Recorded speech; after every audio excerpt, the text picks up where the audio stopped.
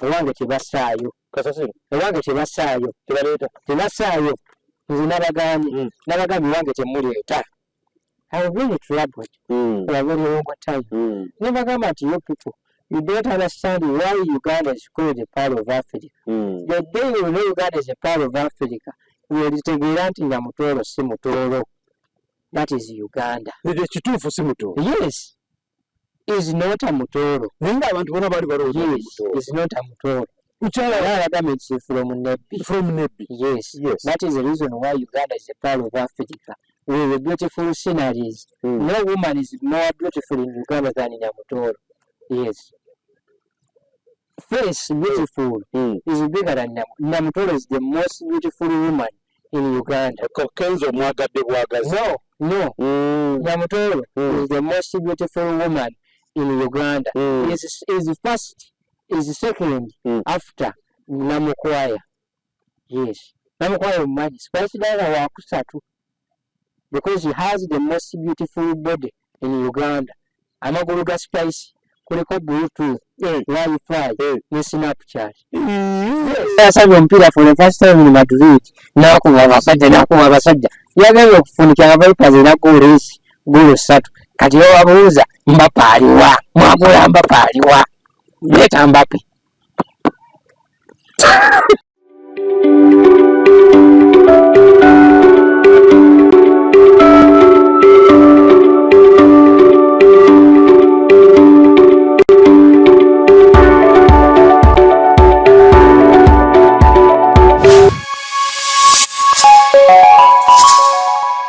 Tonazi Media gwe mukutu kwetuli era nga twabagamba ffe tuli kubaleetera buli kimu nga bwe kirina okubeera ate musobole okubeera nga njagala kumushoke malo ngawabira kubanga nakwataganye ne Malema. Tonazi Media mwebale nnyo mwebagirako ate nga bwe twabagamba tujja kubeera nga tubaleetera abantu buli muntu wajja ate nga bw'omanyi buli muntu abeera nga ayagala ebintu byononese tutambula mugubirize mubeere nga mulaba nakwataganye ne Malema abiri. Omugenyi waffe wa bulijjo tulina omugenyi waffe olwaleero naye ne Malema abiri. mukulu Malema abiri Malema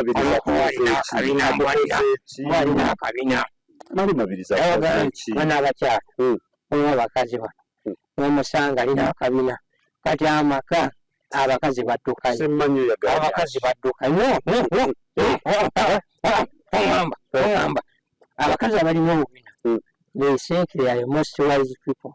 Buli omu akwanayo yes my spice kawala kalungi kadukula bulungi era wonna bagambe nti abakazi abalina obubina obunene nakwataganye ne Malema abiri tulina okundavu abalote tugenda kula kati nasazeewo we are going to open a case for the women with big nyasi because boza kumulaba batamukalanyiza buli kimu batamukalanyiza buli kimu boza kumulaba abagondi Tonazi Media tabagamba ze nina abalabe bangi waliwo yagala okunjira asidi ayinza kumuyisa Kampala tewamanyira naguze embizi naguze embizi nesaanuusa amasavu nja kugabayira ogabayira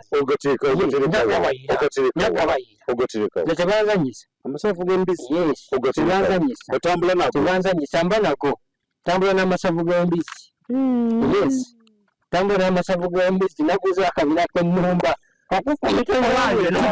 tujja kuba twogera ku nsonga ezitambula mu ggwanga tulinanga embeera etambula mu ggwanga bannaaye kasasiro asusse mu kibuga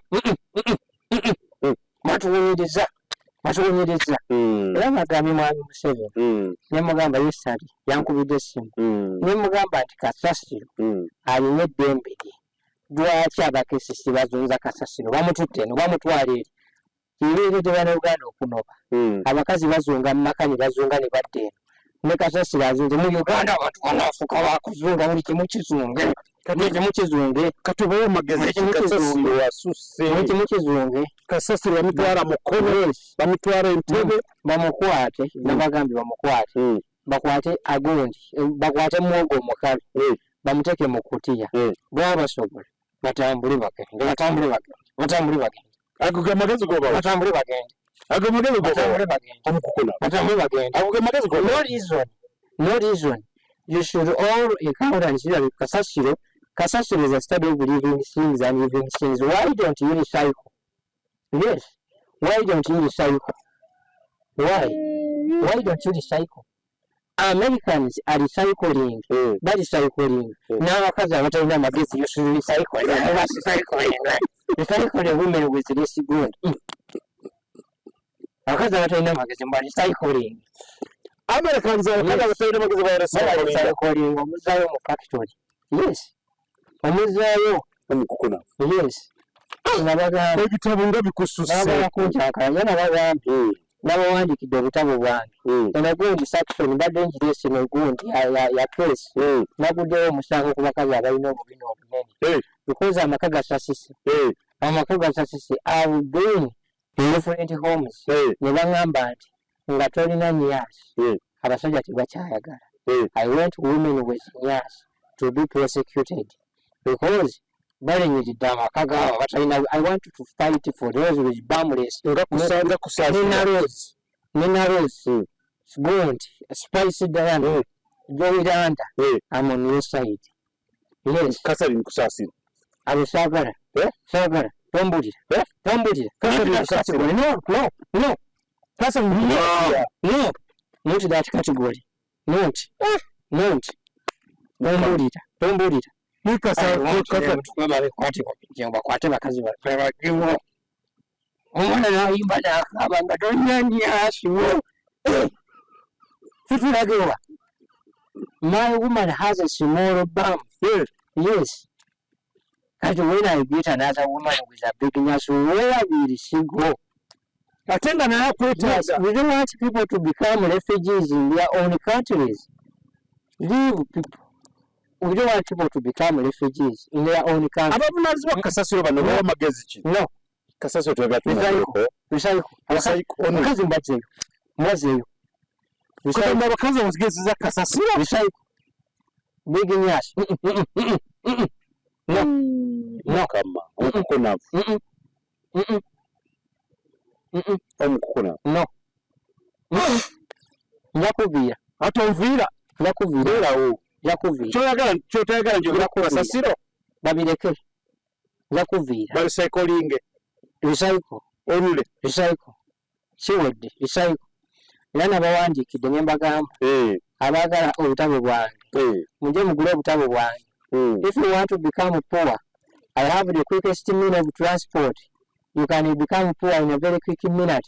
Come and buy my books. If you want to become rich, I have the easiest way to make you rich. Even if you don't have bought the books in Abugula Course, aka animal surgery and English psychology.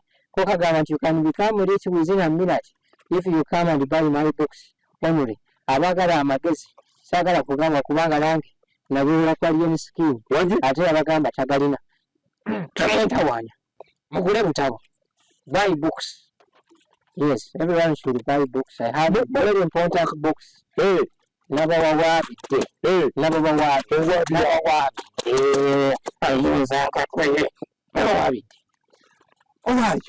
Ebitambula mu ggwanga ndowooza obuwulira. Abakasasiro bagambye nti mugende mu recycling. Sibiwulira. Eddie Kenzo yafunye obwa chief advisor on creatives. Omwana yatuyimbira akayimba. Amatubaali olimba. Olimba.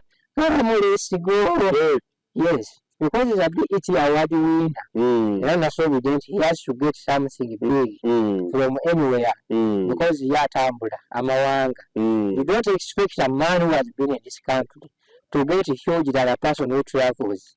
Yes, he deserves. He deserves it. Yeah, Kamba, wabadde kisuubira. Yes. Ng'ekyalina ekifuna. Yes. Congratulations. Anyone who travels, nagecha, ngenda wabiri wa ggwanga. I will become back and a minister. As a minister? Yes. You travel, come back and become a minister. Hey, tuli coach. Very intelligent. What an intelligent man that boy is. Era tumeraga wamma tubaale everywhere you go. America, USA, agenzeeyo. Lwakola tubaale. Yes. agenzi akomyewo wano bamuwadde presidential yes bamuwe bamulabye nga ali ku press conference. Don't use our man, don't use him. Make sure he does what is supposed to be done. Don't use people. Nze nakuwa abasajja abakozesa n'abakozesa omuwala n'amusuulawo. Never use a woman. Never use a woman. If you are to love someone, love him. Yes. That's what abagamba abaana abange sibabawa. You should come with all the documents that you want my daughter, and you should come with all the qualifications. The first qualification to take my daughter, you should be trustworthy 100%. Jangu n'ebbaluwa okuva mu ddwaliro emulaga nga liraga you are trustworthy. Yes. Genda bakebe. Nze nakola gundi chemical science. I did chemical science and physical diagnosis. Nembagamba nti you can check someone if he has trust in you. And that is when they have to bring trust. You should come genuine, come take my daughter. No. Sagala bakwabuzi. Yes, sagala bakwabuzi. Never use someone. Never. Don't use people. Eddie Kenzo muwe magezi ki kulaba ng'ekyatambuza bulungi ekifo. Don't use people. You should be respectful to the elders. Si omwami wa minisita he has to be respectful to the elders. Enyuma amaka gonna gajjuddemu bitiibwa bwereere. Ate bwe nabagambe nti amaka bwe gajjula ekitiibwa mwenna munyumirwa. You will enjoy all the privileges of being honored. Nabagambidde nti kati nze I'm going abroad. I will come back as a minister. Come out.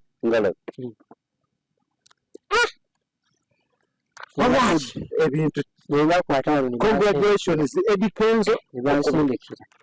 Nebagamba nti temumpeereza. Asasiro. Pulitiko yasindikira obuvidiyo. Tompa. Anti. Tompa. Pulitiko tomwagala. Tompa. Abusindika. Toddamu teeka ku simu yange. Toteeka ku simu yange. Toteeka ku simu yange. Ayinza kuba ina ensonga no, tosa ku simu yange. Pulitiko alina maaso. No. Ogambye oyagala saagala. Tosaako. I has accepted Spicy Diana. You send me anything of your privilege. It's okay. Yes. Saagala. Abakazi abalina nyaasi tebaba na mutwe.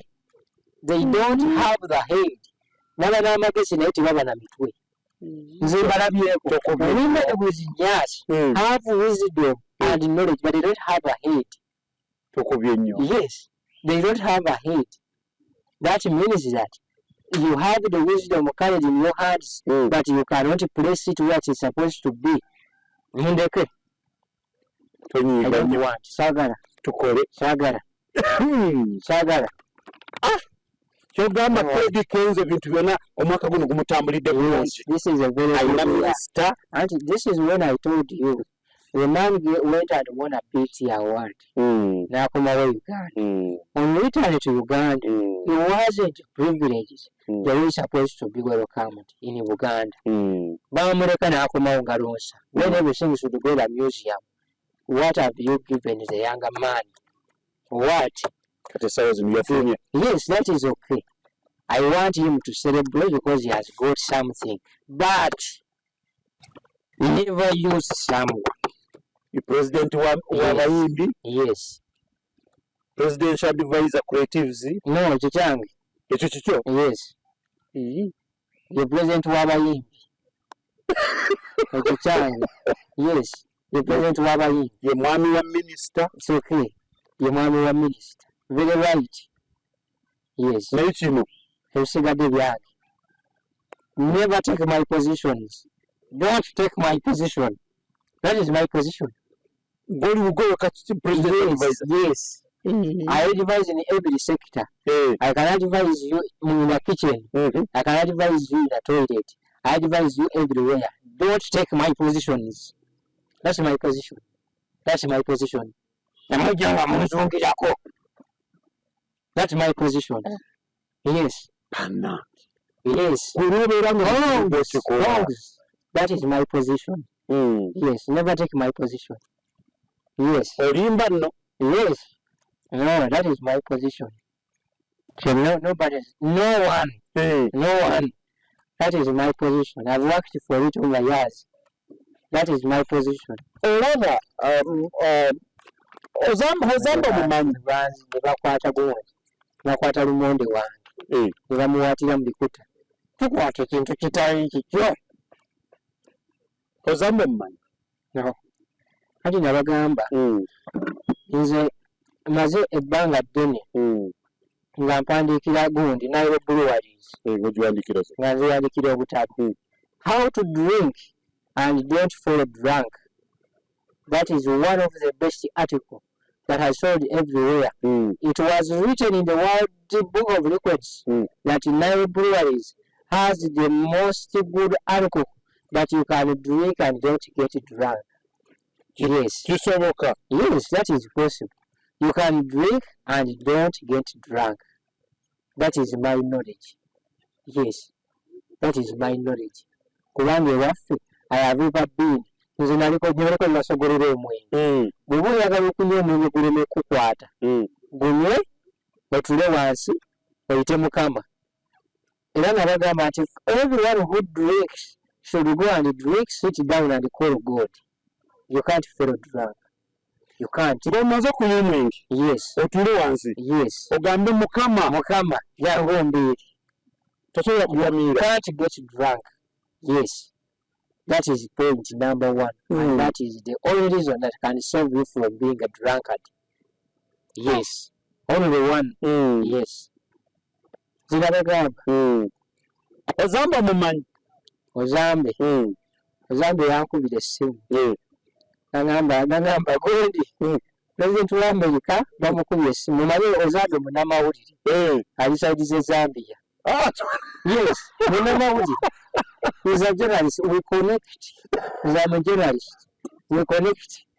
Zambia, I want to confirm. Gundi bamukubya amasasi Trump. Nemugamba we can save Trump. Nino okwanguwayo. I sent my security service. Nimbatwalayo. Nzimadde n'amagi agankuuma. Nze nataasa gundi Trump. I saved Trump from being assassinated.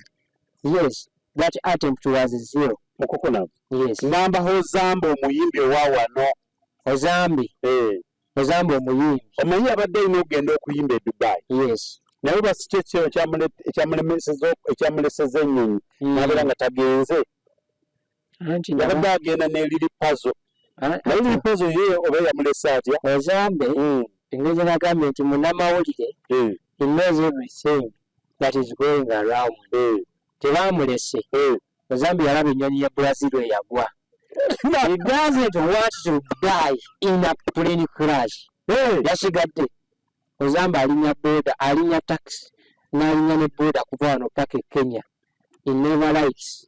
Era ne bwe yali Zambia yangamba yatambuzaawo bigere. He never likes to board a plane. Kwegamba ennyonyi teyamulese. Teyayagadde butagenda. Yes. Yatidde ennyonyi eri yakagwa. Ate ennyonyi. Era ali kutambula. As I'm talking now, you will see him performing because he will walk atuukeyo ku bigere. Mutambuze. Yes. Journalist. No. Simalo. You can walk. You can walk. Google wetambula. You can walk. Okuva n'ogende. Yes. Yesu yatambulira ku mazzi. Katoyi Yesu. Ozambe can walk on land. Yes. That is very possible. Mwana wange has updated me every day. Nambulira nti everywhere amawulire we gagwa. Kulaba person Masaka. No, because we Masaka, we don't need to talk about each other. People should talk about us. No. That's the reason why the Masaka omuntu talina kwogerako. Omuntu obudde bwalina obuwa kuloga. Yes. Masaka obudde bwe tulina Mukukuna tonkanga nawe. Nze nabagamba ze nkuluga. Nkole kikyamu. Nkuluga. Ndeka. Nze nkuluga. Ngondogera ki? Nkuluga. Otya nawe. Nze nkuluga nga tolina kyonkoze.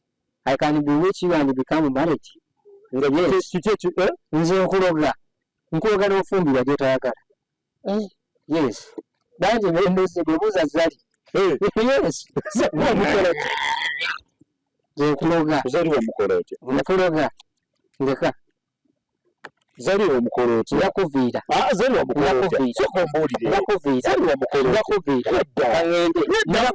Zaliwa mukola otya? Yakuviira. Mbuulira zaliwa mukola otya? Abagamba.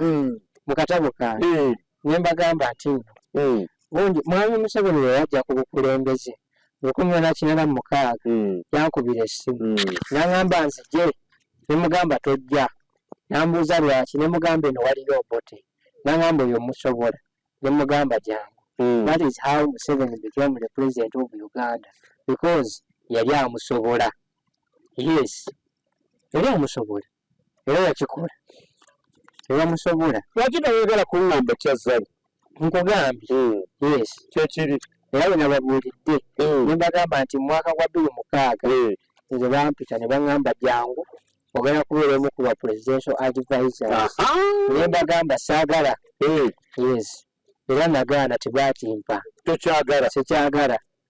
I don't want because I have very many positions. I can advise you before you appointing me. I am not appointed. I am a person who does things without appointment. You don't need to call on me. Yes. Tom Peter, I am a doctor who treats without being given money and education. I don't study to treat you because I'm a professional doctor. Any person in Mugamba coach? No problem. Yanyimbira akayimba. Oyo mwana anyimbira akayimba gundi bakayita ewa akayimba ke yanyimbira. No. Enkudi olusalwa agadde. Gwetaaga nga muluyimba mu kkanisa. Olwo saagala nnyo nnyimba zituba ekkanisa nazigaana. Siragenda mu kkanisa. Olwo salwa agadde. Njagala oluyimba oluyimba lwe yanyimbira. Luli awo lwabuwemu. Kyagala kuŋŋamba? Yes. Enkudi luyimba lwa mu kkanisa? Lwa mu kkanisa. Waliwo yanyimbira lwabuwemu. Kyogamba oluyimba? Yes. That is a gospel song because he's a gospel artist. Yatandikira mu kkanisa e Masaka. Yali omu ku basabisa. Bugululu paso. Era yanyimbira akayimba kabuwemu. Nakaba omwana wakawuliriza. Gagamba genda ogule emmotoka. Oleme okufa nga toguze emmotoka. Emmotoka gye yali ayogerako kabina. Yes. Yali ayagamba abakazi bano bagule obubina. Era that is the reason why abakazi baguze obubina mu ziwooteri osanga omukazi I don't want women with nyasi. Saagala. Babujja kumasa. Saagala. Babireke. Nasa tugenda muloopa. Naye tugenda muwawaabira. Nakwataganye ne mali mabiri. Tugenda baloopa. We shall report them until bamaze okusalawo. No woman shall buy nyasi. Women shall not buy nyasi. Kati bo bali ewaabwe mutunda. And those who have them naturally. Babusaleko. Yeka naawe. Yes. Babujjeko. Nedda. Babujjeko. Kikeeyo kisaki. Babujjeko tompakanya. Tompakanya. Ngambye dde osobola kuloga omuntu. Tompakanya. Yes. Women shall not have nyasi. Lwaki mubeera mutisatisaba? Obeera mukutisatisaba. Tonsindikira. Tompeereza. What is nyasi? Akubidde mukwate. Is a dead body. Wali akukubidde mukwate. Wali buzibu. Asindikira bubusi bw'vidiyo. Saagala vidiyo ziriko nyasi. Saagala. Ne batugamba mukofiira. No. Abanyasi. No. Saagala. Kale nikusasira tomwaga. Saagala. Kusaasira Munnayuganda. Nze njagala if you have nyasi and you are from other countries, that means it's okay. And research shows that South Africa has the biggest nyasi rates in Africa. That's the reason why Jendaka. Yes, I want big rankings. Sokotuwabina, I'm not doing it. Go there. Tunazi media tubabuulira tabagamba ffe tujja kubeera nga embeera yonna tugitereeza mpola mpola tulina omukukuna ajja kubeera nga tubeera naye nitubalitambula mu ggwanga engeri gyali mu kubonyaabonya abantu mukono bamatentebe bagenda kubeera mu nansana naye nga bwolaba nti embeera netambula si nungi mu kasasiro naye tusalamunaayakasasira abakulembera omukama abawa amagezi balabire kyenyini kyebasobola okubanga bakola tebateekayo ewange tebasaayo kasasiro ewange tebasaayo tebasaayo nze nabagambye ewange temuleeta I was really troubled for a very long time. Nebagamba nti you people, you don't understand why Uganda is called a part of Africa. The day you know Uganda is a part of Africa, you will integrate Namutoro si Mutoro. That is Uganda. Kituufu si Mutoro. Yes. Is not a Mutoro. Yes, it's not a Mutoro. It's from Nebbi. From Nebbi. Yes. That is the reason why Uganda is a part of Africa. With the beautiful sceneries. No woman is more beautiful in Uganda than in Namutoro. Yes. Face beautiful is bigger than Namutoro is the most beautiful woman in Uganda. No. Namutoro is the most beautiful woman in Uganda. Is second after Namukwaya. Yes. Namukwaya Mumani. Spice Dana Wakusatu. Because he has the most beautiful body in Uganda. Amagulu ga Spice. Kuliko Bluetooth. Wi-Fi. Ne Snapchat. Yes. Lukani kuno werabamu. Werabamu. Omwagala bwagazi. Very beautiful. Gamba kikosingo kwa yakubira akayimba bagikoona. Korona akalaba sirirwe jula yadolira wajibulaba sirirwe jula yadolira nakusambisa eyo not regular. Yes. Kubona kariwa kosingo kwaga. Auntie, because Spice is a good artist. Obuyimba bwonna bulungi. Naye olwoke yanyimbira ne Sirindi Dion. Omutegedde. Sirindi Dion. Banyimbira akayimba kalungi. Spice Dana. She was the first collab to make with an American artist. Sirindi Dion bakola akayimba akalungi era kanyumira nnyo. Bakayita Mataala. Yes. Nteekako Mataala. Azalira kukwagala. Very beautiful song. Yes. The Spice Dana bwatula toyinza kufuna nakyonywa. No, I can't. She is a drink herself. Omulaba n'otamiira. Yes. Omulaba n'otamiira. That's the reason why nabagambye. She should not get married. My prayer is Spice Dana should not get married to any man until I see and recognize what the beauty is. It's a very good, beautiful. No, it's yes. Goddesses, that is not why Katonda teyafumbirwa. She's like a goddess. Jesus never gave birth.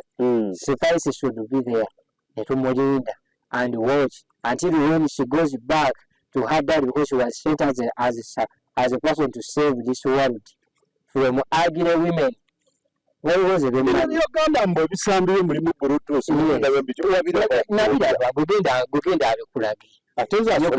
again. Just next to her. Bluetooth connected. Never connected. Playing about music. Yes, magic one. She's a very beautiful lady. Unbelievable. Yes. She's an amazing woman. When I talk about her, an angel made in Uganda, but constructed from USA. Yes, she's a class above the sea level. Yes. Nga tulina mukukunavuwa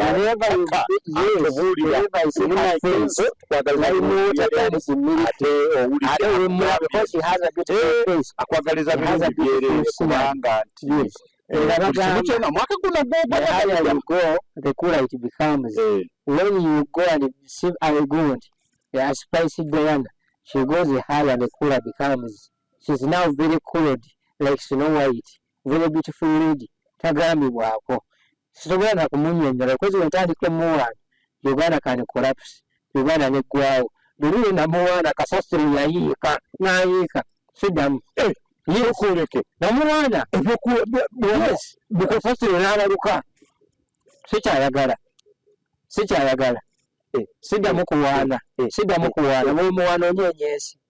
Yes. Akati kyoba okola kimanyi. Yes. Muwaane bafune kasasiro bamuteeka. Naye ati bw'omuwaana ate kiba kiddako obuyonoonye. Oba ogenda kuba buli omu mu ggwanga because kasita owaana omukyalo oyo obukulembeze bukyankalana. Uganda erikizaawo nabagamba namuwaana ensi yeetooloola. Uganda wadde ekimanyi nti eri Kenya. Uganda is in Kenya. Yes. Uganda is in Kenya. Kati Kenya time. Era bangamba okuddamu muwaana. Kenya egenda vaayo mu America. Kenya migrated. Yes, it went to America. Siddamu muwaana. Kati Uganda waliwo. Yes. Ati kati wali Uganda webadda Congo. Tetulaba bayeekera. Ewali Uganda webadda Congo. That's the reason why we have been seeing these rebels coming from different. Ate baabokyezza abayeekera. Yes, bangambye abakoli baabokyezza bali Congo mu Uganda. Yes, because Uganda wadda Kenya. Kati Congo yeri wawadde Uganda. Yes, baabokyezza. Baabakubye. Katunyumirwa. Yes, tetulina betunyumirwa. Nga tuli Kenya because Uganda wadde Kenya okwekalakaasa kwali tekubangawo. And when Uganda rotated on the world, Uganda bekalakaasa ne batandika Kenya. Kenya has been a peaceful country with so much democracy and human rights. But now for the first time, Kenya has violated human rights for the first time in history. Yes, that means that is not Kenya. Kenya is in Uganda. And Kenya has went to America. And Uganda migrated to Kenya. Tunaddayo mabega no, unless ng'ovudde kuwaana. Yes. Yes. She's a beautiful lady. Yes. Oyo ye mukukunavu. Very beautiful. Akubuulira. Okuwaana Spice Diana kyokka tukyusa embeera ensi ne migrate neva olina okubeera. Kati kasasiro yayiika. Naye munnaye tujja kugenda mu maaso nga tusaasira abaafuna ekizibu kya kasasiro. Abafuna ndibavibwako abantu baabwe. Abasaasire. Era abagumye. Abasaasire. Waliyo n'abakyaliyo. Ndiko empewo. Waliyo abakyaliyo. Abantu bakaaba bwe bajjeyo. Oliko empewo? Yes. Ndiko empewo zoogerera mu ttaka. Waliyo ne baalekayo. You might find people alive are there. They are still there. But because we are very careless, people are not so anti-Congo and careless. Congo has failed to remove people who are stuck down in the soil. Singa tukyaliyo nga Uganda ekyaliyo. Those people will be out. But Uganda is not there. Yes. Mpozi kati Congo yalina okukola. Yes. Congo has to do that. Naye bakyaliyo balagajavu. They have a lot of minerals. But it's a very poor country. Congo is very poor. But we have a lot of minerals and resources. They are there. Abaafa boogera. Babajjeyo. Remove people. Nze nina emmaanwa. Yes. Ekugambye. Nina omuzimu ntambula nagwo. Ndeka. Gukuli mabega. Guli awo. Yes. Tonkanga. Nina omuzimu guli awo. Oba guli kugogo guli awo. Mabega. Tonkanga. Yes. Tontizatiisa. Guli awo. Mugambe gukole ki? Ndeka. Yes. Naye bannange. Nina omuzimu guntambulirako. Yes. Guntambulirako. Guntambulirako gunkuuma. Tebankangakanga. Gunkuuma yasemba okunkanga gwamutakula ebirevu. Yes. Kirungi sirina. Tolina. Yamirimba alabe ku mannyo. Mutakula. Namirimba alabe ku mannyo. Yes. Amukukunavu. Olw'okuba nti abantu bano ganye okutubula. Bamuwawaabidde. Muwawabira ani? Abalina obubina obunene. bina baveeko abawaabidde Katonda yabawa women temuwala na bantu marriage has become a very hot place. Women are evacuating because there is big nyash outside. We should make sure that we prosecute these people. Oh, and if you attend abasajja and women who are producing girls that are decorated differently from the normal, they are going to be prosecuted. N'omusango gujja kuba gwa maanyi. Yes. Ne Katonda tabyagala. Awaki omulabo otunazi media tukugamba nti wobanga owetaaza omufaliso omulungi agenda bakanazi store enansala osobole kubanga ofuna omufaliso omulungi webake nga olesobole kuba oletemba atoze ye Uganda nga nagusulako tulazi matulesi ogusulako ku makyokero erina abaana nga tolina mukyala. Yes, okiwulidde omufaliso gw'ofuna kuva ku Nazi store ogusulako ojja kumakya ng'olina abaana mukyala nga bakulu kyala bakulu. Yes, bakulira emyezi 2. That's the reason why you have to come and buy. Ate omuntu yenna ayetaaza ebintu by'abaana abato engoye engatto genda ku Classic Kids store wali Ekisaasi Kuloyi Plaza level 1 ojja kuba nga ofuna ebintu buli kimu kyonna ky'oyetaaga ate discount buli kyolonda 70%. N'abampi yes tasosola n'abampi n'abaana yes. Nalinako mukwano gwange yali musajja mumpi naye nga bagenda okugula engoye bagenda okugula engoye z'abaana bamuguliramu naye muze $2 nayeweeza bwe yabuuza tuguze ez'abaana naye nga nze sinnagula. Omukazi n'amugamba mujja gabana mujja sheyalinga naye lukambala nga kamutuuka n'agamba kamuleesigo bayitamu buyisi. Yes.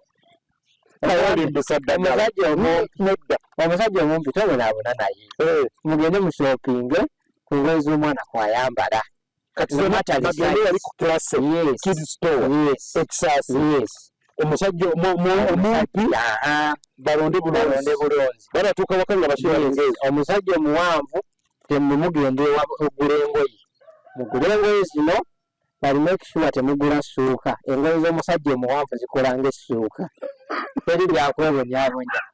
That is it.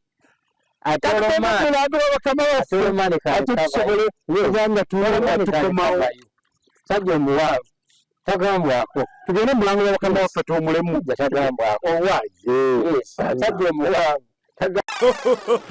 kyembadde mwagaliza embaze kibuyaga asudde Tronas Dry Cleaning ebujuuko kyekyokuddamu kyo bya dry cleaning services. Twoza engoye za buli kika, emijoze, uniform, gomesi, amasuuti n'engoye z'emikolo zonna tusangibwa bujuuko Katete stage awo ku Kalongooti ku kkubo eridda ekyebando. Leeta engoye zo mu Tronas Dry Cleaning tukwoleze ku bbeeyi layisi okumanya ebisingawo kuba ku noti 7 4 7 Tronas Dry Cleaning ebujuuko.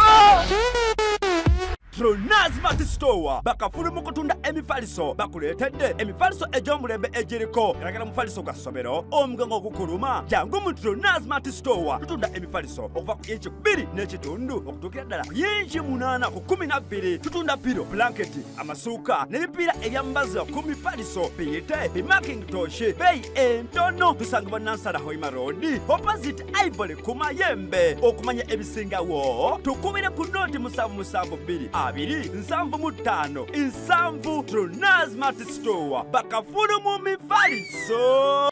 Okay, tukomyewo kulikeyo mu bulanga bwa bakama baffe nga tukyalina omukukunavu kaka atubuulire ensi bwetambula. Bwawana Spice Diana bakasasira yiika ensi ng'esenguka nga tumigratinga kati bwaddamu kulwana tetwesanga mu America naye nedda wanako tugendeko mu America. Ati nabagambye I cannot just come from nowhere. Nimbana Spice Diana. There are consequences. Yes. Nimuwandira. Ndowooza kati tonywa amazzi malala ya keti yekka. Yes. Nakwata ya keti. Ate ezo ne ya keti simunywa. Nywa Spice Diana. Omwana yes. Ne ya keti namuvaako simunywa. Omwana akola yes. Awoma. Era nagyo wano eddoboozi. Waliwulira. nendiwulira nali ngamba nywa yaketi nembagamba no nengamba njagala spice Diana guno omuzimu gwange ogutambulirako ungambe kaka gumuleete agukaleeta mukama bukaleeta waye mu mbeera ensi bwetambula tulina ebintu bibaddewo ono omwana omanyi omwana muwala gwawono gwe bayita zali kanje nze nabagamba zali mukyala wange yeka naawe mukyala wa Shakibu nompakanya nompakanya nwera kukuba Shakibu simumanyi era mu famire yonna Shakibu yali kunti Shakibu yali mutabani wange biseera ebyo yes era nebagamba nti nze ddala zali ow'ekyama nga temukimanyi yes ebbaawo mutuufu naye gwoli wakyama nze ndi wakyama era yanzalira omwana ojjukira kyali kirooto kyakusatu yes kyali kirooto kyakusatu muyanzalira omwana mukyasooka namukuba embaga mukyasooka naye mukyokusatu nanzalira omwana mulenzi omwana oyo njagala kuddayo mu kyokutaano surat mukirooto atuuseewa but is my wife mukirooto no one can take out from me. Shakibu nno yamutwala yes taliyo waliwo ensonga ezibadde zitambula mu maaso Shakibu ne Zari nga obuzibu buva ku mbeera okugamba mbu Sheila Price alabika naye omwana amwagala gye baasiika teyaliimu bijanjaalo kati ne bambuuza nti ebirungo byonna bye baakozesa tebateeka mu bijanjaalo nze nabagamba ekintu kimu nze bwe mba njagala okubaako kyenkola ekyamaanyi nze nkyajingira ku baatule that is when I get energy baatule emmotoka zino ezigundi bateekako waya nange ne banzisa waya ku bigere then I charge ngenda okubaawo nga sigambwako masi aviwe basina maani gwe bateekamu baatule wano mu mutima ng'akolera ku baatule yali mugenzi katono bwama naye but nze nzibeera ku bigere which I charge every year I use solar energy and battery energy electricity very less because omuzungu bwe yakola n'agamba nti kankole egondi kankole emmotoka evaamu amasanyalaze emmotoka ey'amasanyalaze ne piki ez'amasanyalaze zali yasooka ozigula yes that's why she is one of the most beautiful women in Uganda zali mukazi mulungi yes kyobulawa Shakibu alidde very beautiful naye yamubuuza ateeka ki ku mmeeza yes ate kati nabagamba emmeeza abasajja ffenna bakitusaba someone can ask you what do you put on the table naye bwe mubanga mulaba emmeeza ye batabula era badde emmeeza gigyeewo teekawo firiji teyagera kubuuza mmeeza wano era badde emmeeza replace tubuuza firigireeta kati babuuze kikyoteeka ku firiji tewali yes emmeeza yeba efuuse ekizibu you cannot ask what do you put on the fridge yes because the fridge we put inside not don't put on yes jawo table addamu n'abimbuuza wakubuuza what do you put on the table a table wants something on it twasomanga edda nga bakubuuza nti the cup is on the table the cup is under the table so this means everything that goes in the fridge should be in not on so you place the table with a refrigerator kiwedde neyanziza ekyo kituufu nnyo that's what I told Shakibu nti replace the table oba bwebadde simawo ekinnya nji gikubemu ekinnya agenda kubuuza kikyoteeka mu kinnya ngalabi yes mutwe mukalu akubuuza kikyossa mu kinnya nyaabwe naye kirabika kibasumbuwa ekirabika Sheila Price ono alabika yaleeta obuvuyo kubanga Zari agamba nti Shakibu ne Sheila balabika balina embeera etali muntu tewali mbeera if someone is a businessman and you are a woman supposed to do sales promotions bw'obanga ozze n'omwana abaana ebiseera ebisinga bakuba pass abebasini young boys comes and be like, mommy, you don't have someone, but Shakib looks a good man. Why don't you? Black man is a man. Nasoma naye 1933. Yes. Nasoma naye. Omwana mukulu is not the years mumuje mulowooza. Is over 35 years. Alaba ensonga. Era omwana agamba nti, mommy, you are alone. You travel alone.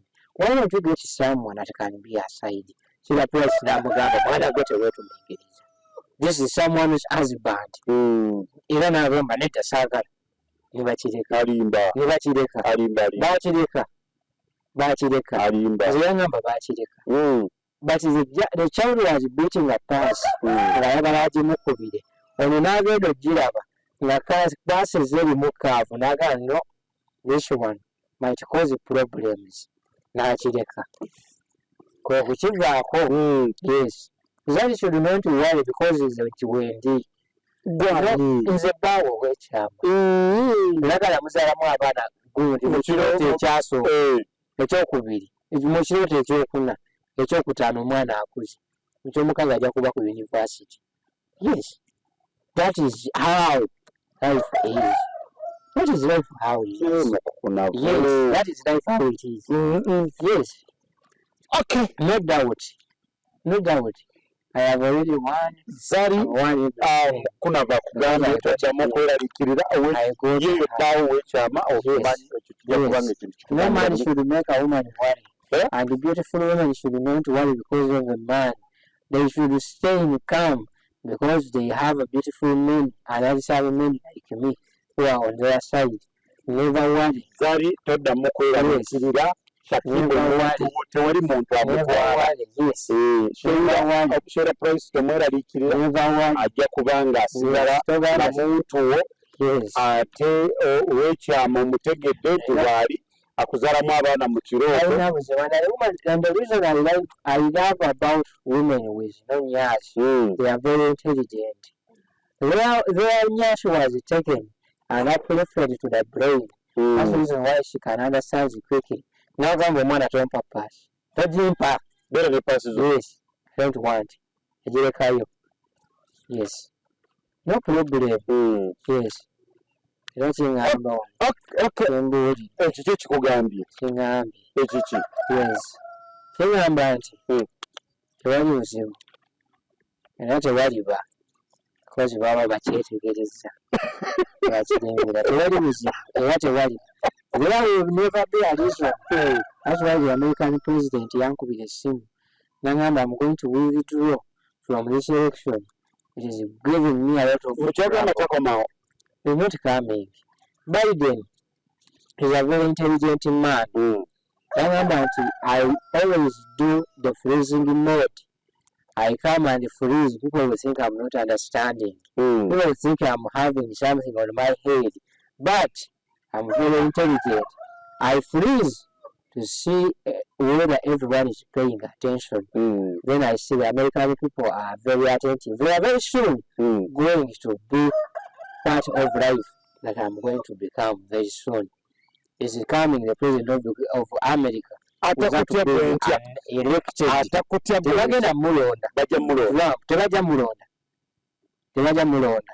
Yagambye nti he has learned a lot from Amin and Obote, when Museveni.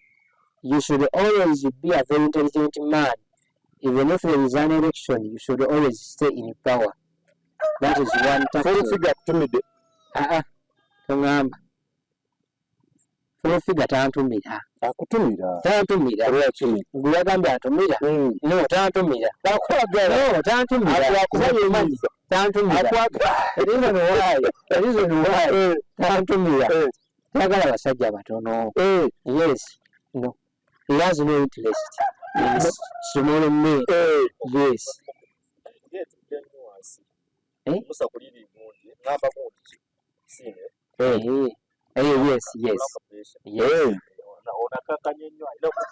Okay. Pick up action. So, nabagamba full figure is tetasobola kunjagala. Is a man, is a woman that is located and allocated to men, to big men like Bajo. You can't connect it with machine. There is no connection. The word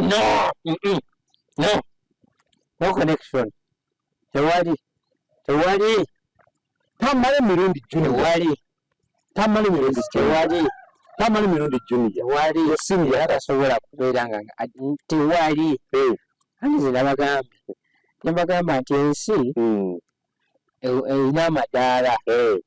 You come from one level to another level. You will see members of parliament, most of them started as local councils, and others graduated. And that is the reason why. But you have some auntie who anointed him as a student. Who anointed him as a student and the course to Kola. There is no man who can study. Because he's an old man. Yes.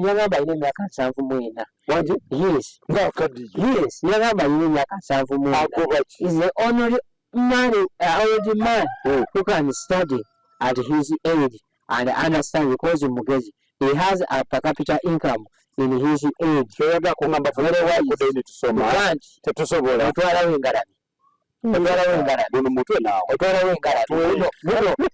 wengalabi tugenda no everyone should stay where he is ebyakulema bireke kati. However, I love Bajo because he's a very intelligent man. He understands that however much you are a very old man, you can still go and study. Okusoma kw'ekikulu kumenya, but you can also pick up something. Omuntu asomye nga mukulu alwawo kutegeera, but he can understand. That's the fact about studying at a very adult age. You can understand things. Obitegeera but slowly by slowly. Atusabira omukulu zizinga omukama amugumye nga bibako omwana we omuto sadinot tukusasira omukama akugumye ne maama amugumye tutale nnyo. People lose people when mulowooza abantu beekaabya, but you don't know what those people are passing through. Omuntu afiira omwana n'ayagala yeetuge, ofiira ow'Oluganda n'ayagala naawe okoleki ate mukwano ogende. Yes, my friend. Bagambye abamumbu bakaaba ng'oluusi baba balina ensonga endala.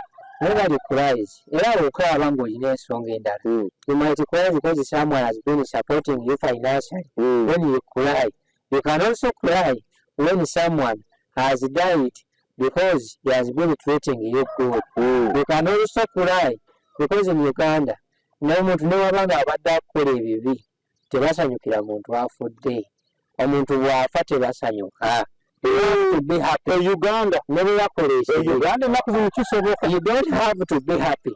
When someone dies, the only thing is to cry. However, some people express their sadness, express their happiness through tears. Ask me how? Yes. Omuntu omu obanga omuntu afudde today, omuntu afudde awadaninyirira nsombuwa, you can cry n'okaaba obuziga bw'ekirogo. Bwe buba butyo tewatonya okanyaka abira muli oli n'akaaba mulaba akaaba anyiza bwe buziga bw'ekirogo. Nze mbumanyi because nze ndi mulogo. Yes. Nze nabagamba nze nalibako ente n'emira amayembe ana. Yes. Namerako emmese nefuuka kapa. Walaga emmese nefuuka kapa ng'ate erya kapa zinaayo. That is the power I have. Ninabaga nze n'omuzimu gukulya we mabe. Nvaako okutambulira era muna muzimu gujjewo okutambulira era otekerako ekibi. It is monitoring. Who is talking bad about me? Who has a bad intentions about me? Obumulaba nga bujja kumbuuza ongamba what should I do? Ayise mutuge akokutuga gwatugako ente gwagituga ate ente eyo it is to be at home. Nga bwe njagala ogisala abaana bwe bagikuba tebagikwata. Yes. Nagamba nti this person has disturbed you for a long time. Kati simutuga. Namugamba yes. Abasinga mbabisireko kasubi mu Uganda wano. There are very many people going to Kenya. However, I want to eliminate someone from the ring. I'll tell you nekugamba nti oyagala kuwemuoyo ki. Ngagamba mpajja ogundi John Cena ng'amukuba. Umukuba paka ati egi. Ng'ayita mukalabirako. Apaka ati egi. Talabirako. I no longer fight for that. I no longer fight for that. I have someone.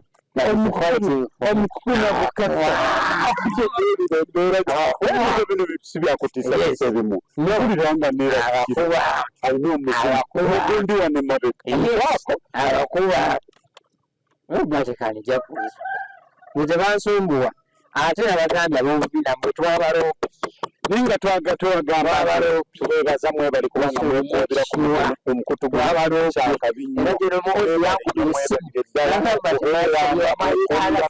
yakugamba nti endizija yagamba nti you can turn a litmus paper red. Yagamba nti this is the reason why you can turn a litmus paper red. No kakasanti because you have a nitrogen sulfate. When you add sulfuric acid plus chlorine, you get sulfurine, and when you put rise to power, that water turns a miracle. Omusajja bampise nga Uganda kukamata. Mukozi n'akubiyesi. Yamugamba mukame because I know one of the generals kubikola. Tebatujoga. Yes, tebatujoga. Mukama. Omukikola kaka bagamba mbu balina dayari etali mpandiike ate munnaye tunaakola tutya kati oba muzimu gumutuddeko kweka gwina byegulowooza gyebali yes gyebali agambe gyebali bakyaliwo ekongo mu ttaka gyebali sasiro yabaziika make sure bagwayo abantu bagweyo kongo gyebali kongo abantu bagweyo yes gyebali batusaba mukama abateka abawa amagezi basobole kubanga abantu abo bonna bagwayo ninga kiteezi kibinywa sala kitalo tubasaasira ate okubasabira bali nnyo okubeera nga nammwe Katonda bawa amagezi ngakwabako abavuga ebitrakita ebyo mwebale nnyo okubeera okunoonyeza abantu baabwe abantu abo kikyate kiki Edikenzo abadde gundi bamwate bwajukaisa yamaze ne press conference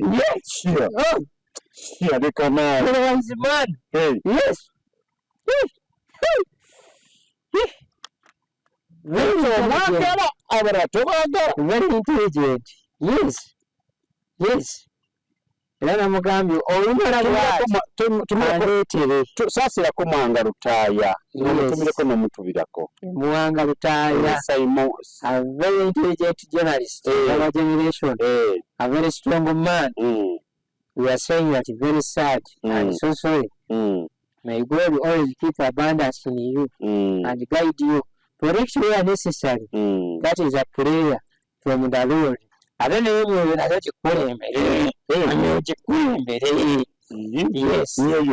yes. All are good spirits. Okay. God gave us the Holy Spirit. No. You don't know what I can't.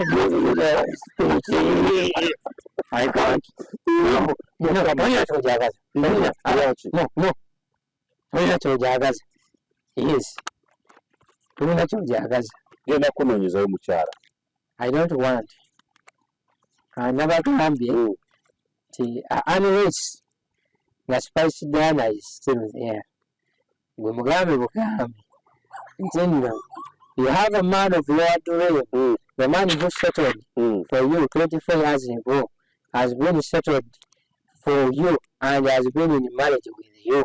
Because you are Chawan is that. Because never can be a naye owekyama I have Zari as someone that is not officially say talks about. So I want someone that can talk about every day and show the world that I have someone that is married to Spicy Diana. Yes. Kyobola batayagala afumbirwe. Yes. Oyagala kubeera ng'omusabira abeere ku lujja. Yes. Abeere ku lujja. Olujja ave ku lusabiro.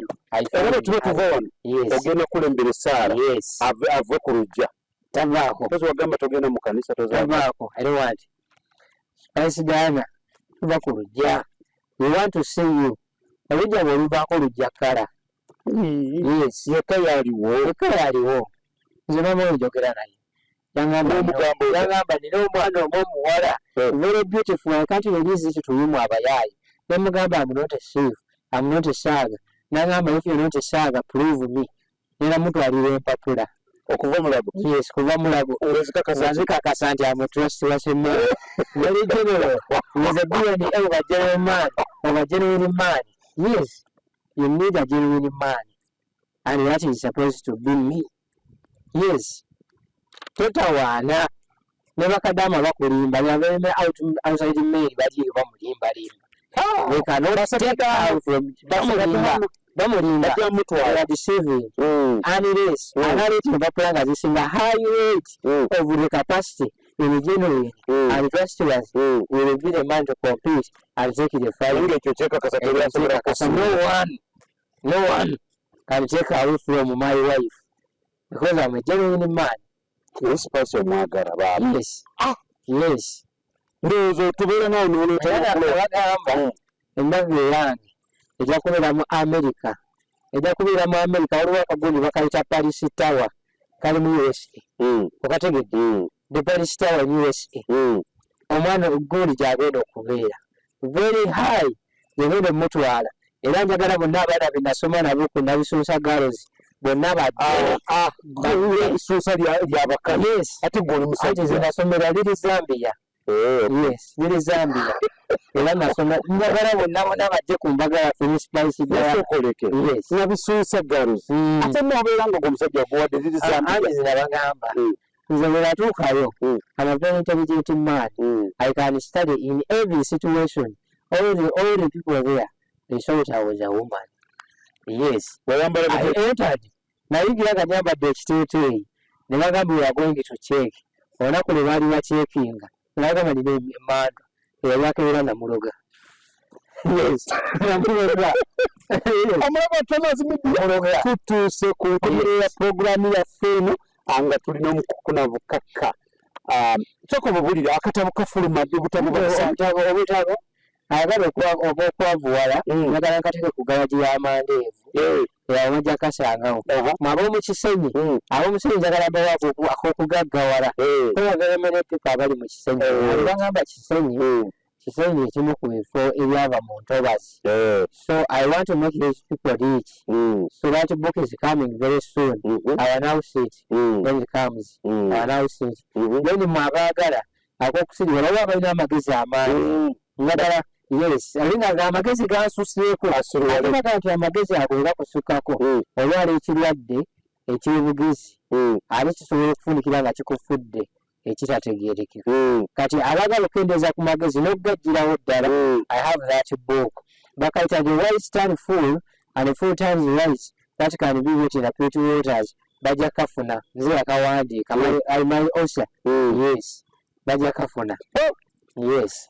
Omulaba obwenjagala bonna baguleete tunzika puroguramu n'omukukunavu si bwe mulago mpozi gotosi. Yes, geziwala nina basiibula kati nina basiibula ndagawa basiibula ndagawa nabalamindi wabalagende ndagawa sisobola basiibula I'm here sobola basiibula wendi wayo basiibula nga balekaana agenzaagago sinagenda era Museveni yambuuza nagamba nti give me one reasons as to why you consolidated yourself to power, yourself to power. Namugamba nti I've been a very tactical man. When I entered journalism, I said I'll make sure that I consolidate myself in power. I will never leave. I will stay around like Napoleon. Was a very wise man. very wise, intelligent. Napoleon. I consolidate myself. Omukuru. Nobody.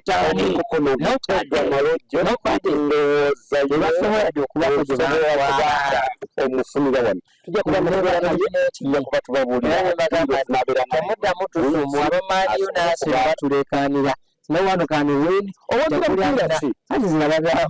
I have an intelligent team. Team around couple. Manchester United has won. Ng'osambira kasange ka wano ekitende akava Vipers kati nani we baatandikira ebiseera ebyo nga bagiyita SC Villa ebiseera ebyo n'esamba omupiira era baakuba omupiira gwali gwa njawulo Manchester United n'egula Rooney n'afuuka coach yatendeka Ten Hag then became a professor. Ten Hag kati muwandiisi wa butabo era yamu ku bampandikira ebitabo yangamba ala wakudda ku mupiira ne mugamba omupiira guleke Rooney yali agusobola. Namugamba totawaana. Even Ferguson is a good man because yatendeka Ateta became a good man. N'ava mu Arsenal. N'abeera mu Leipzig. He is now a player for Aston Villa. Era ogwo omupiira gwali gunyuma nnyo. That was one of the best that has ever been in Manchester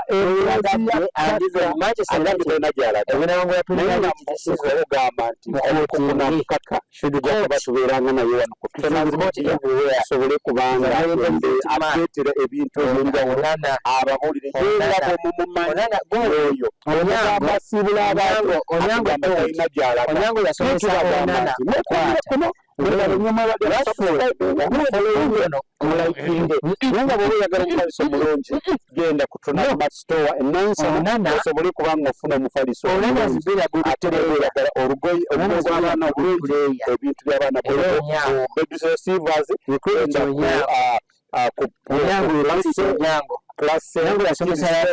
osobole kubanga wafuna bulungi plaza yafuna buterere nziza tuwanze lubeere bulungi mwebalinyomulala ddala okubeera nga mwekwengera kuno lubeere bulungi dontiraba